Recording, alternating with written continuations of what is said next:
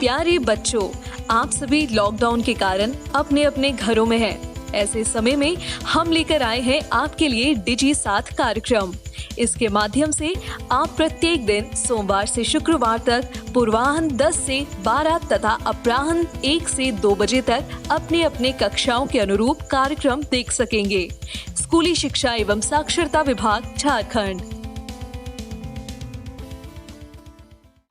नमस्कार दोस्तों, आप सबका झारखंड सरकार के डिजी साथ प्रोग्राम में स्वागत है।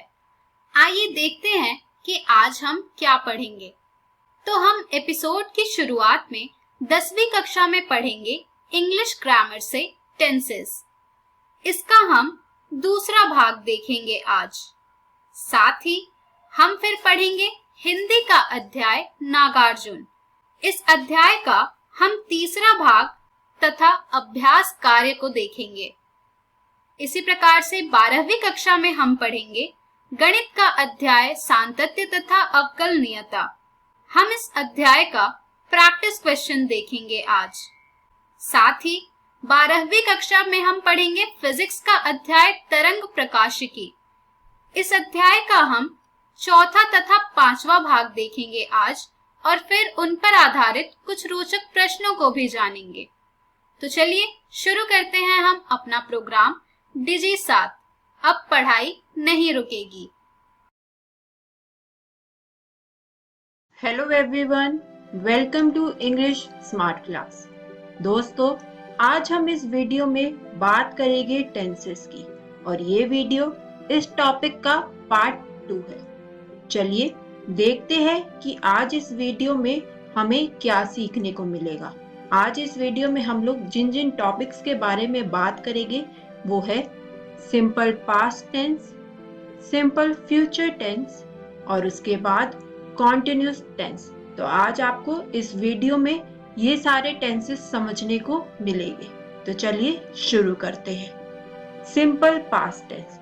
अब दोस्तों, जैसे कि सिंपल प्रेजेंट टेंस की तरह ही सिंपल पास्ट टेंस में भी हम ये मेंशन नहीं करते कि एग्जैक्टली किस टाइम पर वो चीज हुई या किस दिन पर, इवन हमें किस ईयर में हुई, इससे भी कोई फर्क नहीं पड़ता। बस वो काम पास्ट में कभी भी होना चाहिए, चाहे वो 1 आवर पहले हुआ हो, इन द मॉर्निंग हुआ हो, इवन 2 डेज पहले हुआ हो या फिर 5 इयर्स पहले हुआ हो।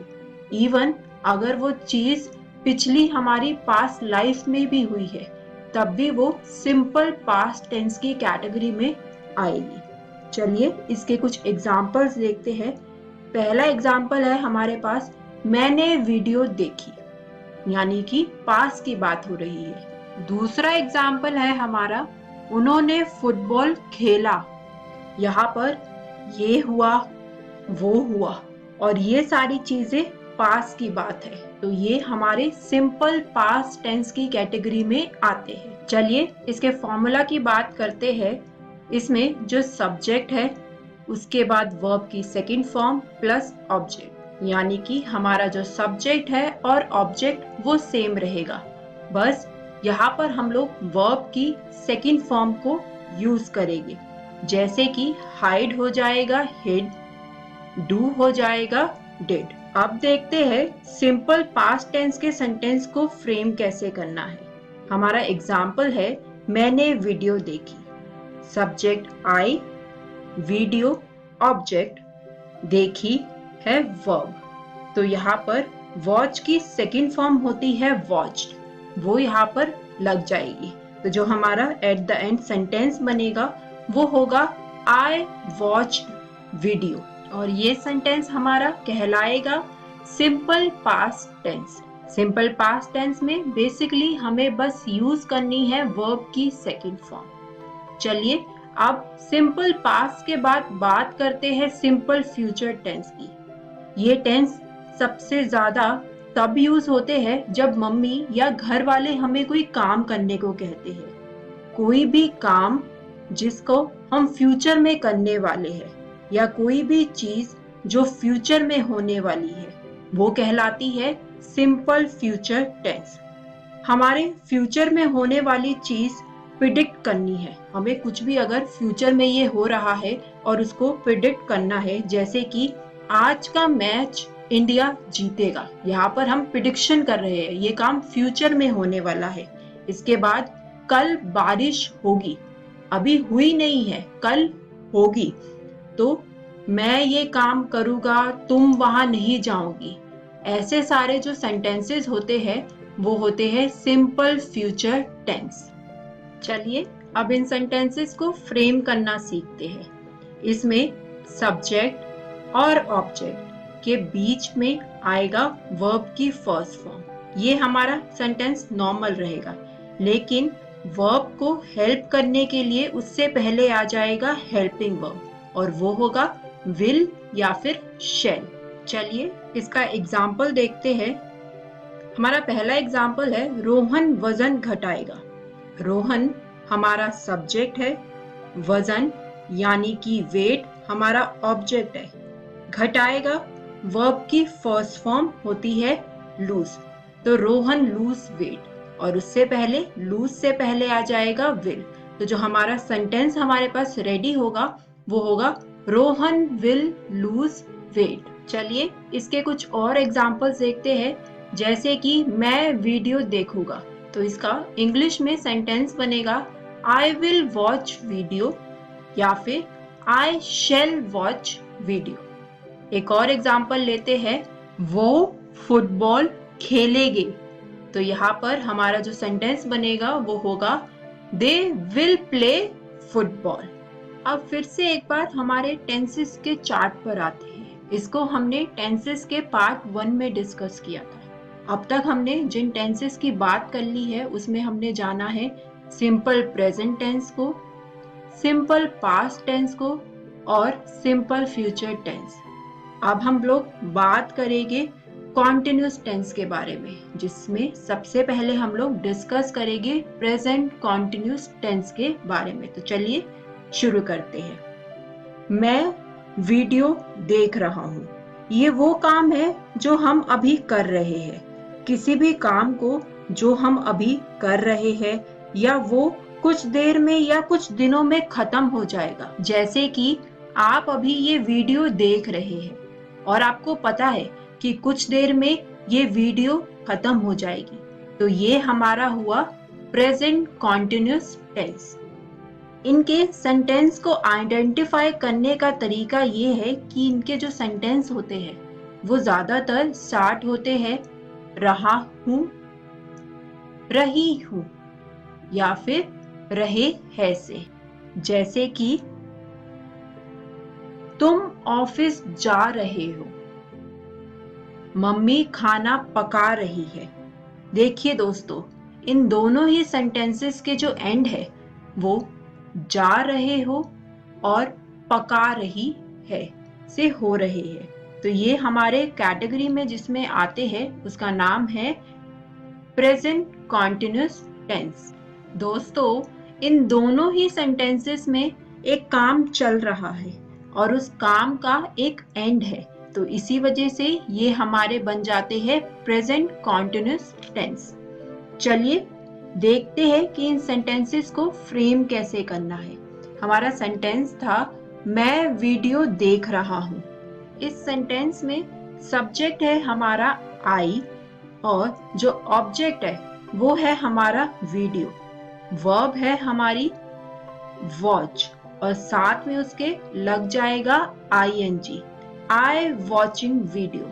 अरे ये तो कंप्लीट सेंटेंस नहीं लग रहा है।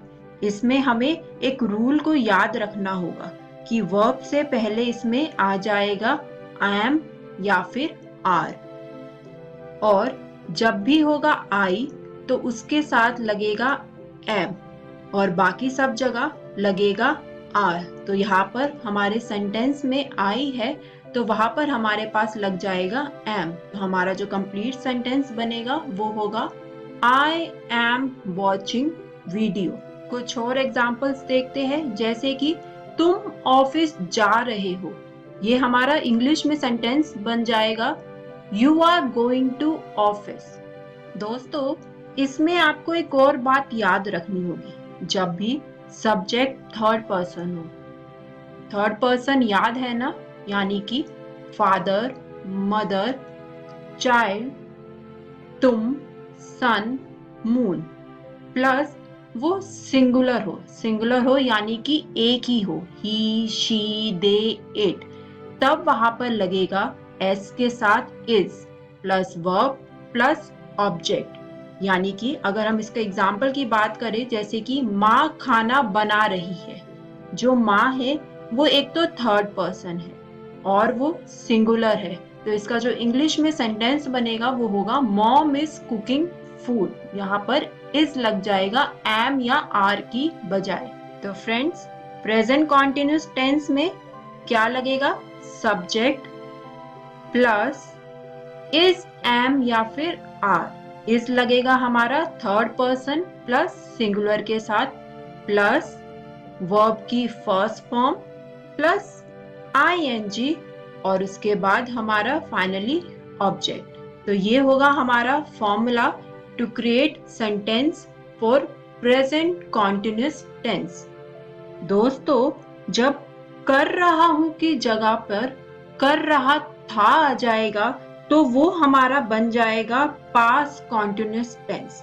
एग्जाम्पल देखते हैं, जैसे कि बच्चे शोर मचा रहे थे, मैं वीडियो देख रहा था, ये सब बातें पास्ट की हो रही है।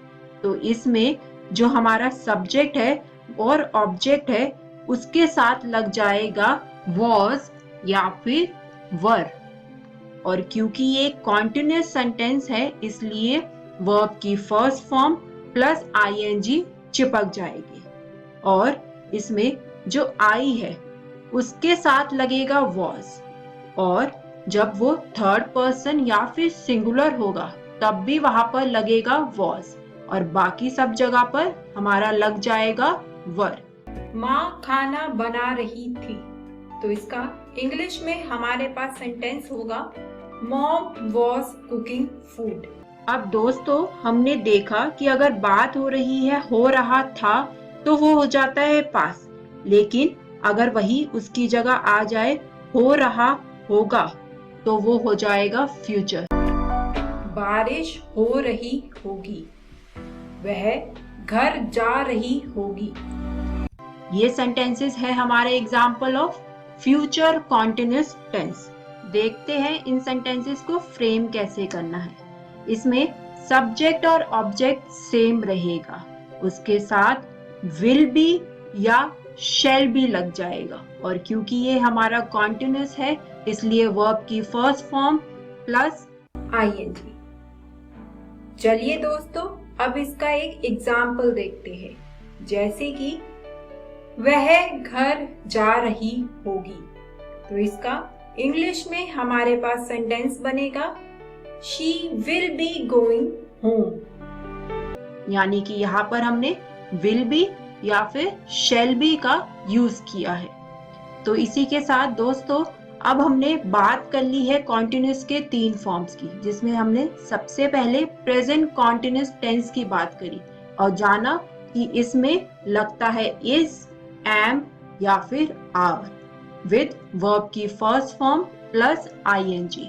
उसके बाद दोस्तों हमने जाना पास्ट कॉन्टिन्यूस टेंस के बारे में, जिसमें हमने देखा कि सब्जेक्ट के साथ लगेगा was या फिर were प्लस वर्ब की first form plus ing and object, यानी कि सब कुछ सेम रहेगा, बस is एम आर की जगह लग जाएगा was were। और फाइनली फ्यूचर कॉन्टिन्यूस टेंस, इसमें was were की जगह आ जाएगा will be and shall be, और इसी के साथ हमारा कॉन्टिन्यूस टेंसेस खत्म होते हैं। दोस्तों, आज इस वीडियो में हमें क्या क्या सीखने को मिला, जरा एक बार ये देख लेते हैं। सबसे पहले हमने बात करी सिंपल पास्ट टेंस के बारे में, उसके बाद हमने बात करी सिंपल फ्यूचर टेंस, और फाइनली हम लोगों ने कॉन्टिन्यूस टेंस के प्रेजेंट, पास्ट और फ्यूचर के बारे में जाना। इससे अगली वीडियो में हम लोग बात करेंगे सब्जेक्ट और वर्ब के एग्रीमेंट के बारे में। तो दोस्तों, मिलते हैं नेक्स्ट वीडियो में। नमस्कार विद्यार्थियों, इस वीडियो में आपका बहुत बहुत स्वागत है। आज हम 10वीं कक्षा की हिंदी की पाठ्यपुस्तक क्षितिज भाग 2 की एक बहुत ही महत्वपूर्ण कविता पढ़ने जा रहे हैं, जिसका नाम है फसल और इसके कवि हैं नागार्जुन। तो आइए देखते हैं कि आज के इस वीडियो में हम क्या पढ़ने वाले हैं। आज की इस वीडियो में हम सबसे पहले फसल कविता का प्रसंग जानेंगे, यानी उससे जुड़ी हुई कुछ बातों के बारे में जानेंगे। उसके बाद हम फसल कविता की व्याख्या करेंगे, यानी उसका अर्थ जानेंगे। तो आइए विद्यार्थियों, बिना देर किए शुरू करते हैं इस वीडियो को। फसल एक ऐसी महत्वपूर्ण वस्तु है जो कि किसी किसान के लिए बहुत ही महत्व रखती है। फसल को अलग अलग रूप में परिभाषित किया जा सकता है, अलग अलग रूप में व्याख्या उसकी की जा सकती है, किंतु यहां पर कवि ने फसल की सुंदरता के साथ साथ फसल के महत्वपूर्ण तत्वों का वर्णन भी किया है। फसल के आवश्यक तत्वों का वर्णन करते हुए कवि ने जहां एक ओर साहित्यिक शैली को ध्यान में रखा है, वहीं दूसरी ओर वैज्ञानिकता का भी ध्यान रखा है। आइए विद्यार्थियों, अब हम इस कविता को पढ़ते हैं और उसका अर्थ जानते हैं। अर्थ जानने से पहले कुछ कठिन शब्दों के अर्थ जान लेते हैं। जैसे कोटि, कोटि का अर्थ होता है करोड़। गरिमा, गरिमा का अर्थ होता है महिमा या महत्ता। गुणधर्म, गुणधर्म का अर्थ होता है विशेषता। आइए विद्यार्थियों, अब हम इस कविता का अर्थ जानते हैं। कविता है एक के नहीं, दो के नहीं, ढेर सारी नदियों के पानी का जादू। एक के नहीं, दो के नहीं, लाख लाख कोटि कोटि हाथों के स्पर्श की गरिमा। एक के नहीं, दो के नहीं, हजार हजार खेतों की मिट्टी का गुणधर्म। विद्यार्थियों, यहाँ पर कवि पहली 3 पंक्तियों में कह रहा है कि फसल जो है वह एक या 2 नदियों के पानी से नहीं, बल्कि कई सारी नदियों के पानी के जादू से खिलता है। उसमें कई सारी नदियों के पानी की आवश्यकता होती है। सिंचाई की प्रक्रिया आप सभी जानते होंगे, जिसमें पानी का बहुत महत्व होता है और ग्रामीण जीवन में पानी का एकमात्र स्रोत होता है नदी। और यहाँ पर कवि ने नदी का महत्व स्पष्ट किया है।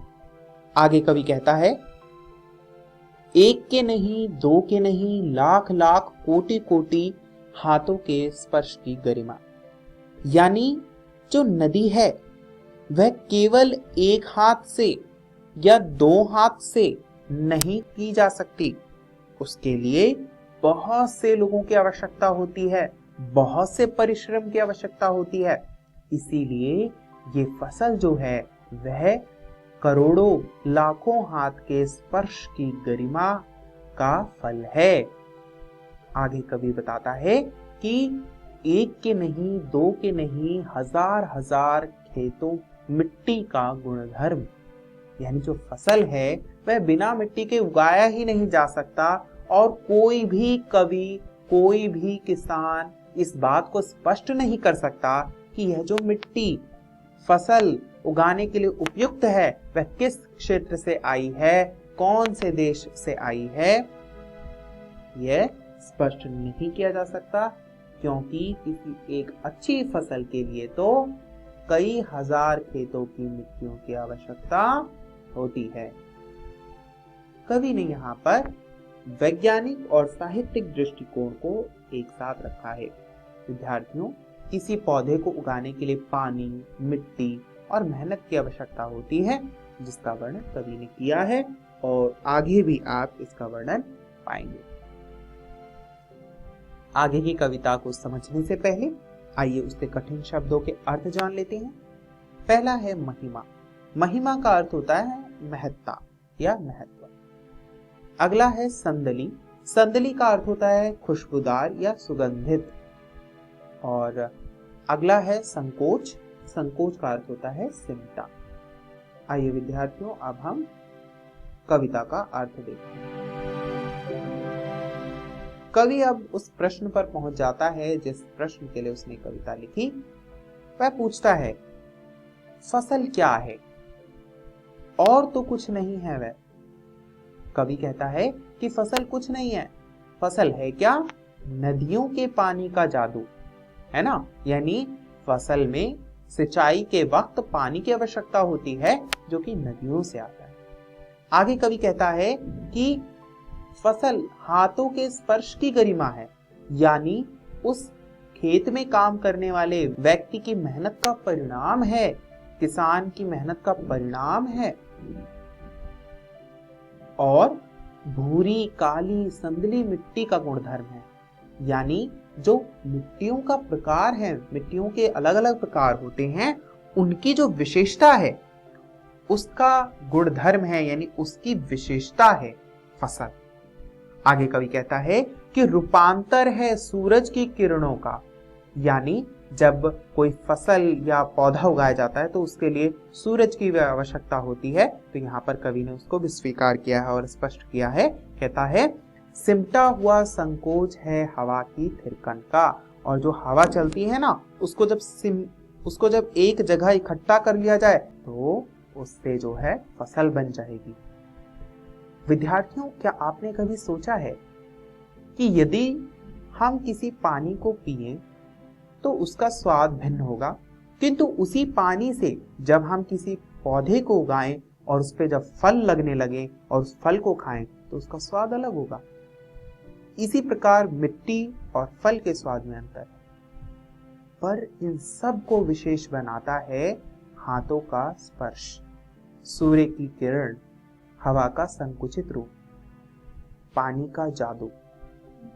इन सब से मिलकर ही फसल तैयार होती है और वह फसल इतना महत्व रखती है कि यदि इस पूरी पृथ्वी पर फसल उगाना बंद कर दिया जाए तो मनुष्य भूखों मर जाए। विद्यार्थियों, मुझे आशा है आपको यह कविता बहुत पसंद आई होगी। इसमें कवि ने एक एक करके जब हम फसल को बोते हैं और उस फसल से जब हमें कुछ अनाज मिलता है और उसका महत्व हमारे जीवन में क्या होता है, कवि ने इसे स्पष्ट करने की कोशिश की है।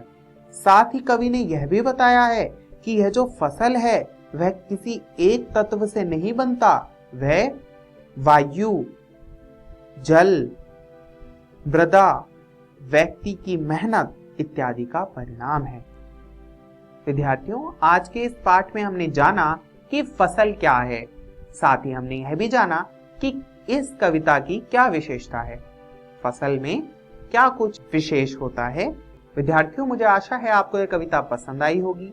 यदि अभी तक आपने इस कविता को नहीं पढ़ा तो घर जाकर जरूर पढ़ लीजिएगा और अगली वीडियो को समझने के लिए आप अगली कविता पढ़कर आए, जो कि आपकी हिंदी की पाठ्य पुस्तक क्षितिज भाग 2 की पृष्ठ संख्या 40 से 41 पर है। इस वीडियो को देखने के लिए बहुत बहुत धन्यवाद।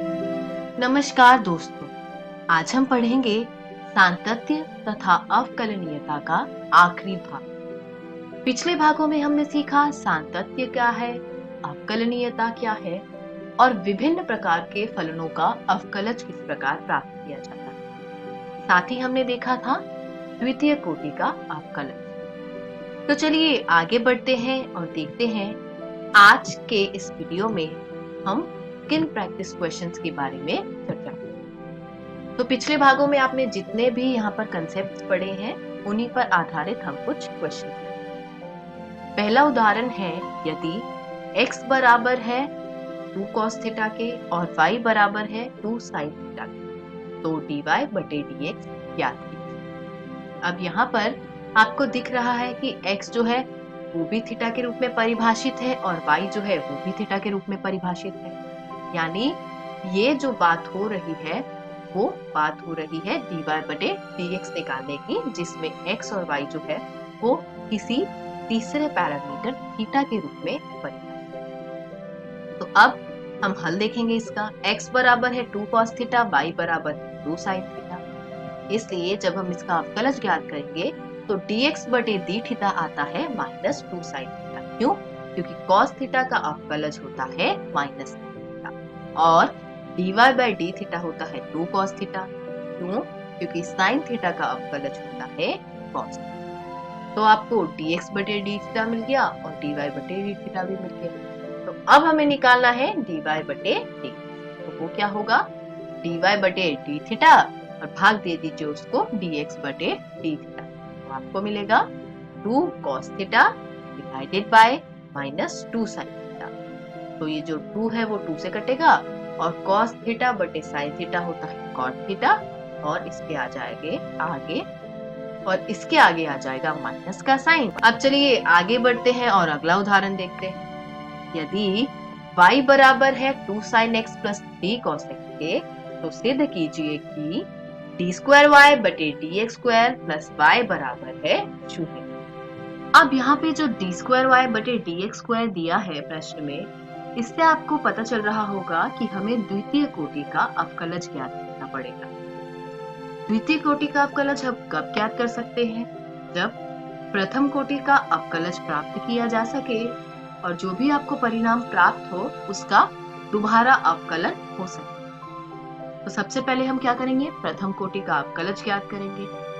dy बटे dx यानी y का अवकलन कर रहे हैं x के सापेक्ष। तो ये हो गया 2 cos x minus 3 sin x। क्यों? क्योंकि sin x को जब आप अवकलज करेंगे तो आपको cos x मिलेगा और cos x का अवकलज होता है माइनस sin। अब ये जो प्रथम कोटि का अवकलज हमें प्राप्त हुआ है 2 cos x minus 3 sin x, इसका दोबारा से अवकलन संभव है x के सापेक्ष। तो अब हम क्या करेंगे, द्वितीय कोटि का अवकलज निकालेंगे। d स्क्वायर y बटे dx स्क्वायर बराबर है d बटा dx 2 cos x minus 3 sin। जब आपने इसको हल किया तो आपको मिल गया -2 sin x minus 3 cos x। cos x का अवकलज होता है माइनस sin x और sin x का अवकलज होता है cos। अब ये बराबर हुआ -y के। ये कैसे, आइए देखते हैं। ये जो आपको d स्क्वायर y बटे dx स्क्वायर मिला -2 sin x minus 3 cos x, इन दोनों में से ही अगर आप माइनस बाहर कॉमन ले लेते हैं तो आपको मिलता है sin x 3 cos x, और ये तो हमारा गिवन फंक्शन था यानी -y। तो d स्क्वायर y बटे dx स्क्वायर बराबर हुआ -y के। अब अगर आप -y को वाम पक्ष में ले जाएं तो आपको मिलेगा d स्क्वायर y बटे dx स्क्वायर प्लस y बराबर 0, जैसा कि आपको प्रश्न में सत्यापित करने के लिए कहा गया था।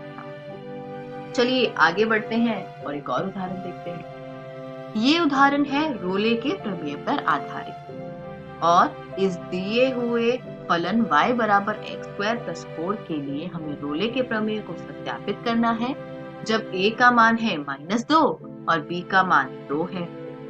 तो सबसे पहले आप इसका हल करते हुए फलन लिख लीजिए x स्क्वायर जमा 4। तो रोले के प्रमेय में सबसे पहली दो चीजें क्या होती थी कि वह संवृत अंतराल -2, 2 में संतत होना चाहिए और विवृत अंतराल -2, 2 में अवकलनीय, जो कि है यहाँ पर सिद्ध हो रहा है। इसके बाद स्थिति आती थी फलन का मान मूल बिंदु जो है -2 पे वो निकालेंगे हम, तो मिल जाएगा हमें -2 का वर्ग जमा 4 हो गया 8। क्यों? -2 का वर्ग हुआ 4, 4 और 4 8।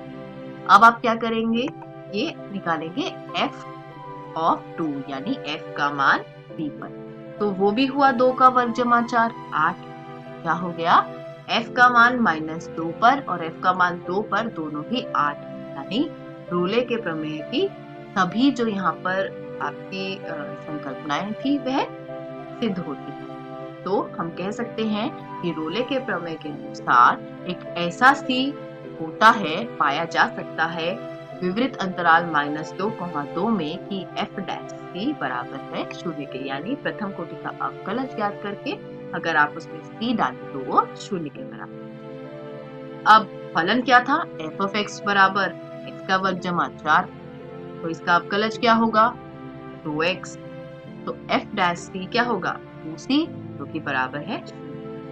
अब अगर 2c 0 के बराबर है तो c जो है वो 0 के बराबर हुआ, और 0 जो है वो विवृत अंतराल -2 और 2 में पाया जाए, यानी दिए हुए फलन fx बराबर x² जमा 4 के लिए ये रोले का प्रमेय सत्यापित होता है। इसी के साथ आज का हमारा ये वीडियो यहीं समाप्त होता है। आज हमने किए कुछ प्रैक्टिस क्वेश्चन सातत्य तथा अवकलनीयता पे आधारित। यहाँ आपका पाठ 5 पूरी तरीके से पूरा होता है। घर जाइए, दिए हुए प्रश्नों को हल कीजिए। किसी भी प्रकार के संदेह एवं सहायता के लिए हम हमेशा उपलब्ध हैं। धन्यवाद। हेलो दोस्तों, आज की इस कक्षा में आप सभी का स्वागत है। दोस्तों, आज की हमारी इस कक्षा में हम अध्याय 10 तरंग प्रकाशिकी का चौथा भाग समझेंगे, और आज की इस वीडियो में हम पढ़ेंगे विवर्तन यानी डिफ्रैक्शन की परिघटना को, और जानेंगे किसी एकल झिर्री द्वारा होने वाली विवर्तन की घटना। तो आइए शुरू करते हैं हमारा आज का ये वीडियो। दोस्तों, जब हम किसी अपारदर्शी वस्तु के द्वारा बनने वाली छाया को देखते हैं तो हम इसमें पाते हैं कि ज्यामितीय छाया के क्षेत्र के समीप व्यतिकरण के समान बारी बारी से उदीप्त तथा दीप्त क्षेत्र नजर आते हैं। दोस्तों, ऐसा विवर्तन की परिघटना के कारण होता है, यानी विवर्तन एक ऐसी परिघटना है जिसमें किसी अवरोधक के कोनों से प्रकाश मुड़ जाता है, और यह अभिलक्षण सभी प्रकार की तरंगों द्वारा प्रदर्शित किया जाता है, चाहे वे ध्वनि तरंगे हों, प्रकाश तरंगे हों, जल तरंगे हों अथवा द्रव्य तरंगे हों। दोस्तों, क्योंकि अधिकांश अवरोधकों के विस्तार से प्रकाश की तरंग दैर्घ्य अत्यंत छोटी है, इसीलिए हमें दैनिक जीवन के प्रेक्षणों में विवर्तन के प्रभावों का सामना नहीं करना पड़ता। लेकिन हमारी आंख या प्रकाशिक यंत्र जैसे कि दूरदर्शक अथवा सूक्ष्मदर्शी का निश्चित वियोजन विवर्तन की परिघटना के कारण सीमित रहता है, और वास्तव में जब हम किसी सीडी को देखते हैं तो उसमें रंग विवर्तन प्रभाव के कारण ही दिखलाई देते हैं। आइए अब हम इस विवर्तन की परिघटना को विस्तार से समझते हैं, किसी एकल झिर्री द्वारा होने वाले विवर्तन की परिघटना को जानकर। तो दोस्तों, पिछले वीडियो में हमने यंग के प्रयोग के बारे में पढ़ा था। यंग के प्रयोग में हमने कहा था कि एक संकीर्ण एकल झिर्री नए स्रोत की तरह कार्य करती है, जहां से प्रकाश विस्तारित होता है। दोस्तों, यंग से पहले न्यूटन भी इस प्रभाव को जान चुके थे कि प्रकाश संकीर्ण छिद्रों तथा झिर्रियों से विस्तारित होता है। यह कोने से मुड़कर उस क्षेत्र में प्रवेश करता हुआ प्रतीत होता है जहां हम छाया की अपेक्षा करते हैं, और इसी प्रभाव को कहा जाता है विवर्तन। लेकिन यह प्रभाव केवल तरंग धारणा के उपयोग से ही उचित रूप से समझा जा सकता है। दोस्तों, जब यंग के प्रयोग में द्विझिर्री को एक संकीर्ण एकल झिर्री द्वारा प्रतिस्थापित किया जाता है तो हमें एक ब्रॉड यानी चौड़ा पैटर्न दिखाई पड़ता है, जिसके मध्य में दीप्त क्षेत्र होता है। इसके दोनों ओर क्रमागत दीप्त एवं अदीप्त क्षेत्र होते हैं, जिनकी तीव्रता केंद्र से दूर होने पर कम होती जाती है। दोस्तों, इसको समझने के लिए यहाँ इस चित्र में आप देख सकते हैं कि A चौड़ाई की एकल झिर्री LN पर अभिलंबवत पड़ने वाले समांतर किरण पुंज को दर्शाया है। यहाँ विवर्तित प्रकाश आगे रखे एक पर्दे पर आपतित होता है और यहाँ पर झिर्री का मध्य बिंदु है M। अब हमें पर्दे के किसी बिंदु P पर तीव्रता ज्ञात करनी है। तो इसके लिए मूल धारणा यह होगी कि झिर्री को बहुत से छोटे छोटे भागों में विभाजित किया जाए और बिंदु P पर उनके योगदानों को उचित कलांतर के साथ जोड़ा जाए। दोस्तों, इसके लिए हम झिर्री पर प्राप्त तरंगाग्र के विभिन्न भागों को द्वितीयक स्रोतों की तरह लेते हैं और क्योंकि आपाती तरंगाग्र झिर्री के तल में समांतर है तथा ये स्रोत एक ही कला में होते हैं। अब झिर्री के दो सिरों के बीच का पथ अंतर अर्थात NP घटा LP, इसकी गणना ठीक उसी प्रकार की जा सकती है जैसे कि टॉमस यंग के प्रयोग में की थी। यानी यहाँ पर NP घटा LP जो बराबर होगा NQ के, उसे लिखा जा सकता है NP घटा LP बराबर A sin थीटा। और दोस्तों, क्योंकि यहाँ पर थीटा बहुत ही छोटा कोण है, इसी कारण यहाँ पर इस साइन थीटा को लगभग थीटा के बराबर ही मान लिया जाएगा। यानी पथ का अंतर NP घटा LP आता है लगभग A थीटा के बराबर। दोस्तों, यहाँ पर यदि झिर्री के तल में दो बिंदुओं M1 एवं M2 के बीच की दूरी y हो तो पथ का अंतर M2P घटा M1P बराबर होगा y थीटा के। दोस्तों, अब हमें स्रोतों की बड़ी संख्या से प्राप्त होने वाले समान कला संबंध योगदानों को जोड़ना होगा। ऐसा करने पर पर्दे के केंद्रीय बिंदु अर्थात C पर कोण थीटा 0 होगा, अर्थात सभी पथांतर 0 हैं और इसी कारण झिर्री के सभी भागों का योगदान समकला में है, जिससे बिंदु C पर उच्चतम तीव्रता मिलती है।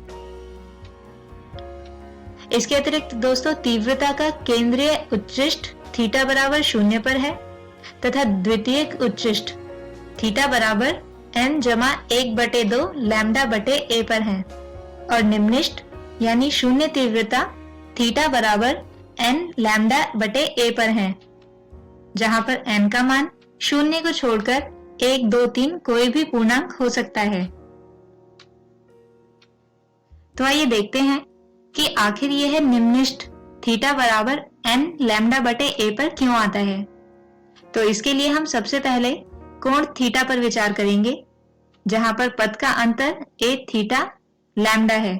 तो इस स्थिति में थीटा लगभग बराबर आता है लैम्डा बटे a के।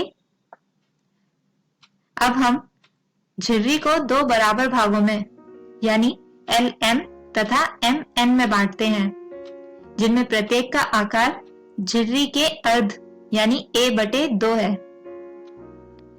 भाग LM में प्रत्येक बिंदु M1 के लिए भाग MN में बिंदु M2 इस प्रकार है कि M1 M2 लगभग a/2 के बराबर है। दोस्तों, यहाँ बिंदु P पर M1 तथा M2 के बीच पथांतर चुने हुए कोण थीटा के लिए होगा M2P घटा M1P बराबर थीटा a/2, जो बराबर होगा लैम्डा बटे 2 के। इसका अर्थ यह है कि M1 तथा M2 के योगदान 180 डिग्री यानी पाई रेडियन से विपरीत कला में है तथा थीटा बराबर है लैम्डा बटे a के। इसी कारण यहाँ से आने वाली दोनों ही तरंगें एक दूसरे को रद्द कर देंगी। इसीलिए झिर्री के दो अर्धभागों LM तथा MN के योगदान एक दूसरे को रद्द कर देते हैं। दोस्तों, यहाँ पर यह समीकरण वह कोण बताती है जिस पर तीव्रता 0 हो जाती है। इसी प्रकार यह दर्शाया जा सकता है कि थीटा बराबर n लैम्डा बटे a के लिए तीव्रता 0 होगी, जहां n 0 को छोड़कर एक पूर्णांक है। दोस्तों, अब हम एक कोण थीटा बराबर 3 लैम्डा बटे 2a पर विचार करें, जो दो अदीप्त फ्रिंजों के मध्य में है। तो यहाँ पर हम झिर्री को 3 भागों में बांट सकते हैं।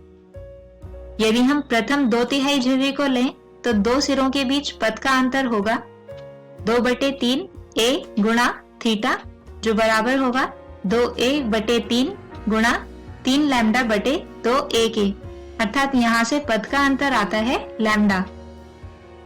अर्थात प्रथम 2/3 झिर्री को 2 अर्ध भागों में विभाजित किया जा सकता है जिनका पथ का अंतर होगा λ/2, और ये दोनों ही अर्ध भाग एक दूसरे के प्रभाव को निरस्त कर देंगे। अतः केवल शेष 1/3 भाग ही 2 निम्निष्ठों के मध्य किसी बिंदु पर तीव्रता को योगदान देता है। आइए दोस्तों, अब उच्चिष्ट की स्थिति को देखते हैं। तो दोस्तों, जैसा कि हमने कहा कि उच्चिष्ट की स्थिति हमें प्राप्त होती है n जमा 1/2 λ/a पर, जहां पर n का मान 2, 3, 4 तथा अन्य पूर्णांक हैं, और इन उच्चिष्टों की तीव्रता n के बढ़ने के साथ क्षीण होती जाती है, क्योंकि n के बढ़ने के साथ साथ झिर्री का केवल 5वां, 7वां तथा आदि भाग ही इन उच्चिष्टों की स्थितियों में तीव्रता का योगदान करते हैं।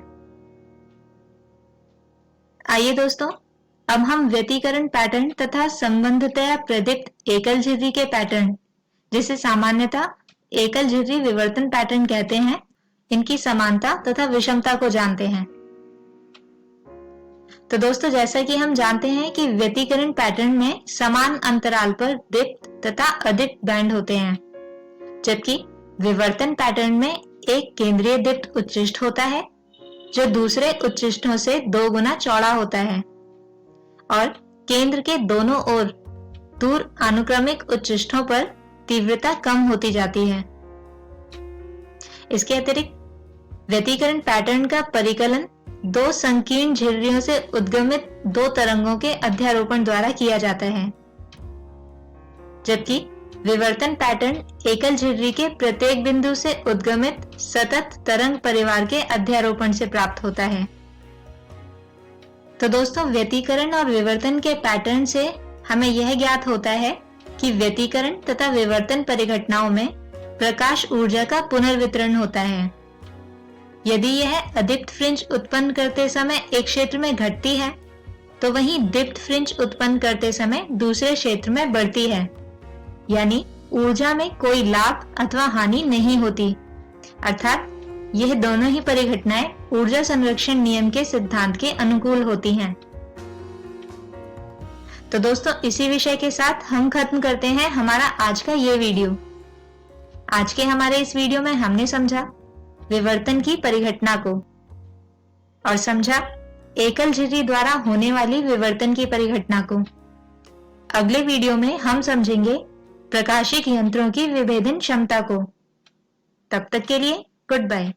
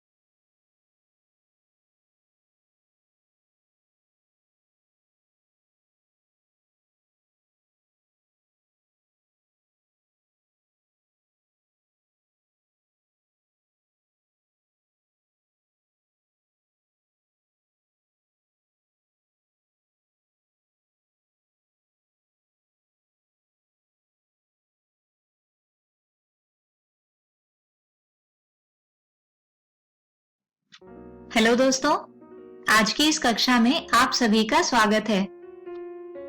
दोस्तों, आज की हमारी इस कक्षा में हम अध्याय 10 तरंग प्रकाशिकी का 5वां भाग समझेंगे, और आज के हमारे इस वीडियो में हम समझेंगे प्रकाशिक यंत्रों की विभेदन क्षमता को, यानी resolving power of optical instruments. तो आइए आज की वीडियो को शुरू करते हैं। दोस्तों, विभेदन का अर्थ होता है कि हम कितनी भली प्रकार दो भिन्न बिंबों या प्रतिबिंबों को देख पाते हैं। दोस्तों, अपनी आंख की विभेदन क्षमता के बारे में हम कक्षा 10 में पढ़ चुके हैं। यहाँ हम अन्य प्रकाशिक यंत्रों की विभेदन क्षमता के बारे में जानेंगे। दोस्तों, अपने पिछले अध्याय में हमने दूरदर्शकों के बारे में जाना था। दूरदर्शी का कोणीय विभेदन इसके अभिदृश्यक से निर्धारित होता है। अभिदृश्यक द्वारा बनाए गए प्रतिबिंब में जो तारे विभेदित नहीं हो पाते, वे नेत्रिका द्वारा उत्पन्न आवर्धन द्वारा भी विभेदित नहीं हो सकते, क्योंकि नेत्रिका का प्रारंभिक उद्देश्य अभिदर्शक द्वारा उत्पन्न प्रतिबिंब को और अधिक आवर्धित करना होता है। दोस्तों, इसके अतिरिक्त विवर्तन की परिघटना के कारण दूरदर्शी में किरण पुंज एक बिंदु पर फोकसित होने के बजाय एक परिमित क्षेत्रफल में फोकसित होता है, और इसी विवर्तन के प्रभावों के कारण फोकस समतल पर बनने वाले पैटर्न में एक केंद्रीय दीप्त क्षेत्र होता है, जो चारों ओर से अदीप्त तथा दीप्त सकेंद्रीय वलयों से घिरा होता है। दोस्तों, विस्तृत विश्लेषण से ज्ञात होता है कि केंद्रीय दीप्त क्षेत्र की त्रिज्या लगभग R0 के बराबर होती है, जिसका मान लगभग बराबर होता है 1.22 लैम्डा f बटे 2a के, यानी 0.61 लैम्डा f बटे a के,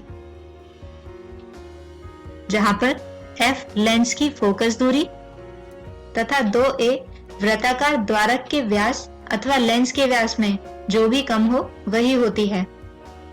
अब दोस्तों, यहाँ से उत्पन्न प्रतिबिंब का आकार बहुत छोटा होता है, फिर भी यह प्रकाशिक यंत्रों जैसे कि दूरदर्शक या सूक्ष्मदर्शी के विभेदन क्षमता ज्ञात करने के लिए एक महत्वपूर्ण भूमिका निभाते हैं।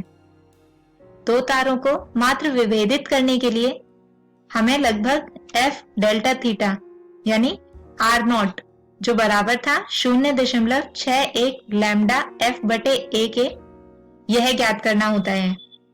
इससे ज्ञात होता है कि डेल्टा थीटा बराबर आता है 0.61 लैम्डा बटे a के, अर्थात यदि अभिदर्शक का व्यास अधिक है यानी a अधिक है तो डेल्टा थीटा छोटा होगा। इससे पता चलता है कि a का मान अधिक होने पर दूरदर्शी की विभेदन क्षमता अधिक हो जाएगी। और दोस्तों, यही कारण है कि अच्छे विभेदन के लिए दूरदर्शक के अभिदर्शक का व्यास अधिक होना चाहिए। आइए दोस्तों, अब इस विषय पर आधारित एक उदाहरण समझते हैं। प्रश्न है, किसी तारे से 6000 एंगस्ट्रॉम तरंग दैर्घ्य का प्रकाश आ रहा है। किसी दूरदर्शी के विभेदन की सीमा क्या होगी यदि उसके अभिदर्शक का व्यास 100 इंच है। तो दोस्तों, इसे हल करने के लिए हम सबसे पहले लिख लेते हैं वह राशियां जिनका मान हमें इस प्रश्न में दिया गया है, यानी कि अभिदर्शक का व्यास जो लगभग बराबर है 100 इंच के, अर्थात 2a बराबर है 100 इंच के, यानी कि 254 सेंटीमीटर के। इसके अतिरिक्त हमें दिया गया है लैम्डा यानी प्रकाश की तरंग दैर्घ्य, जो बराबर है 6000 एंगस्ट्रॉम यानी 6 गुणा 10 की घात ऋणात्मक 5 सेंटीमीटर के।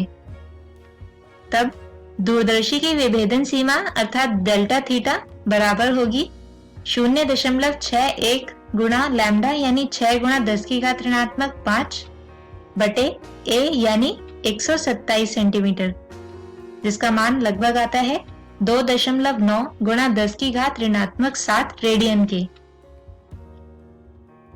दोस्तों, इसके अतिरिक्त विभेदन तथा आवर्धन के बीच भ्रांति होने की संभावना काफी अधिक होती है, और ठीक इसी प्रकार इन प्राचलों यानी पैरामीटर्स के व्यवहार में दूरदर्शी तथा सूक्ष्मदर्शी की भूमिका के बीच भी भ्रांति की संभावना हो जाती है। जैसा कि हम जानते हैं कि एक दूरदर्शी दूर के बिंबों का प्रतिबिंब हमारी आंख के निकट बनाता है, इसलिए जिन बिंबों का विभेदन बहुत अधिक दूरी पर नहीं किया जा सकता, उन्हें दूरदर्शी द्वारा देखकर विभेदित किया जा सकता है। वहीं दूसरी ओर एक सूक्ष्मदर्शी बिंबों को आवर्धित करता है, और ऐसे बिंब प्राय हमारे बहुत समीप रखे होते हैं। यह सूक्ष्मदर्शी बिंबों को आवर्धित करके उनका एक बड़ा प्रतिबिंब बनाता है, जिससे हम एक छोटी सी वस्तु को भी आवर्धित रूप में देख सकते हैं। दोस्तों, जब हम किन्हीं दो तारों अथवा किसी दूरस्थ ग्रह के दो उपग्रहों को देखते हैं या फिर हम किसी जीवित कोशिका के विभिन्न भागों को देखते हैं, तो हमें यह याद रखना चाहिए कि एक दूरदर्शी विभेदन करती है जबकि एक सूक्ष्मदर्शी आवर्धन करती है। दोस्तों, इसी विषय के साथ हम खत्म करते हैं हमारा आज का ये वीडियो। और आज के हमारे इस वीडियो में हमने जाना प्रकाशिक यंत्र जैसे कि दूरदर्शी की विभेदन क्षमता को। अगले वीडियो में हम जानेंगे प्रकाश की एक और परिघटना ध्रुवण के बारे में। तब तक के लिए गुड बाय।